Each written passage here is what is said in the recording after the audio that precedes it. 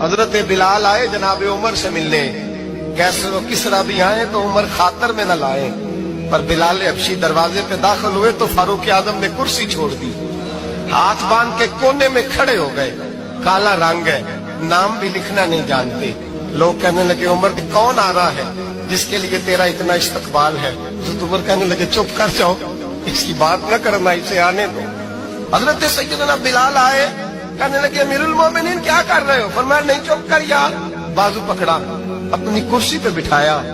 حضرت بلال کہنے لگے حضور میں غلام ہوں، مجھے تو طریقے بھی نہیں آتے ان کرسیوں پہ بیٹھنے کے، میں تو غریب ماں کا بیٹا، غلام باپ کی اولاد، یہ آپ کیا کر رہے ہیں؟ حضرت عمر کہنے لگے بلال تھا تو غلام ہی، پر جب سے مصطفیٰ کا غلام بنا ہے تو ہمارا امام بن گیا ہے، اب تو امام ہے رسول اللہ کی امت کا۔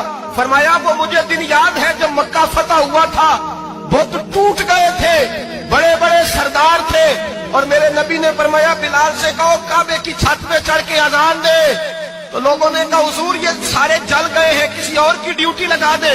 حضور نے فرمایا چپ کرو، بدر میں مار کھا کے اذان پڑے تو بلال، احد میں پتھر برسے اذان پڑے تو بلال، تپتے صحراؤں میں پڑے تو بلال، ہر جگہ مار کھائے تو بلال، اور آج اگر اللہ نے عزت دی ہے تو میں لوگوں کو دیکھ کے بلال کو عزت نہ دوں؟ فرمایا کوئی اوپر نہیں چڑھے گا، ابو بکر بھی نیچے، عمر بھی نیچے، عثمان و علی، طلحہ اور زبیر بھی نیچے۔ آج یہ حبشی غلام کعبے کی چھت پہ چڑھے گا اور میں دنیا کو بتاؤں گا کہ اصل عزت اسی کے پاس ہوتی ہے جو رسول اللہ